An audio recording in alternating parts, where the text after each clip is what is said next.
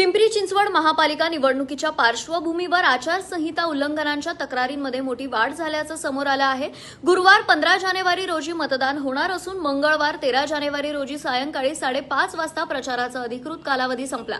गेल्या महिन्याभरात आचारसंहिता उल्लंघनांच्या तब्बल 56 तक्रारी निवडणूक प्रशासनाकडे प्राप्त झाल्या आहेत। त्यापैकी 53 तक्रारी निकाली काढण्यात आल्या असून उर्वरित 3 तक्रारींवर कार्यवाही सुरू आहे। विशेष म्हणजे अवघ्या 4 दिवसांपूर्वी या तक्रारींची संख्या फक्त 24 होती। मात्र मतदानाची तारीख जवळ येत गेली तसं तक्रारींमध्ये झपाट्याने वाढ झाली। या तक्रारींमध्ये प्रामुख्याने पैसे वाटप, वस्तू किंवा भेट वस्तू देणे, प्रचारासाठी जेवण अथवा आमिष देणे, तसंच विनापरवाना बॅनर आणि बोर्ड लावणे अशा प्रकारांचा समावेश आहे।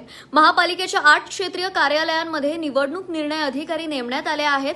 यामध्ये क प्रभागातून सर्वाधिक तक्रारी तर ह प्रभागातून सर्वात कमी तक्रारी दाखल झाल्या आहेत। महत्त्वाचं म्हणजे ई प्रभागातून अद्याप एकही तक्रार आलेली नाही। दरम्यान निवडणूक काळात झालेल्या उल्लंघनांप्रकरणी पोलिसांनी कारवाई करत चिखली, MIDC, भोसरी, काळेवाडी आणि पिंपरी पोलीस ठाण्यात उमेदवार आणि त्यांच्या कार्यकर्त्यांवर गुन्हे दाखल केले आहेत।